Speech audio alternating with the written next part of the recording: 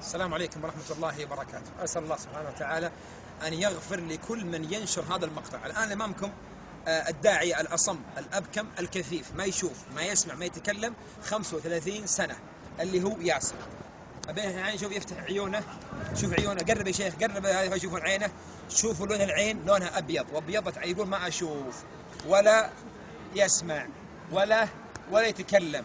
فأنت يا من أعطاك الله النظر احذر أن تنظر إلى الشهوات والملذات في الجوال. احذر من النظر إلى مقاطع وإلى الصور الخليعة والصور الإباحية. والله الذي لا إله إلا ربي قادر أن يسلب منك نعمة البصر، والله ربي قادر أن يسلب منك نعمة السمع. يا من تسمع الأغاني وتنام على الأغاني ومدمن سماع الأغاني، احذر والله، فربك يوم القيامة سوف يسألك. وأنت يا من تتكلم بحرام وتشبك بنات الناس وتقول الله أعطاني سلوك، والله ربي قادر أن يأخذ منك هذه النعمة ويخرس لسانك. ياسر ما يتكلم، وده يذكر الله لكن ما يقدر، وده يقرأ القرآن لكن ما يشوف، وده يسمع الأذان القرآن لكن ما يقدر ولا يسمع.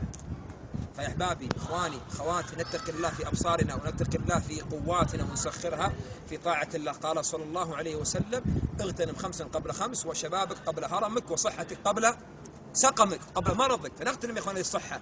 خلك الآن وانت في مكانك كون داعية، ارسل مقاطع، انشر مقاطع فيديو للمشايخ والدعاة، روابط، ذكرهم بالله، ذكرهم بسبحان الله وبحمد سبحان الله العظيم، ذكرهم بالصيام بالقيام بالضحى، وأبشر بالخير.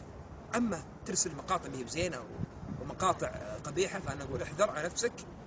فأعظم إنجاز أن تكون لك حسنات جارية بعد الموت، وأعظم مصيبة أن تكون لك سيئات جارية بعد الموت. فهذا الله يا إخوان، نتقي الله في أسماعنا وأبصارنا. هذا أمامكم رجل ما يشوف ولا يسمع ولا يتكلم منذ 35 سنة. أسأل الله سبحانه وتعالى لنا ولكم الصحة والعافية.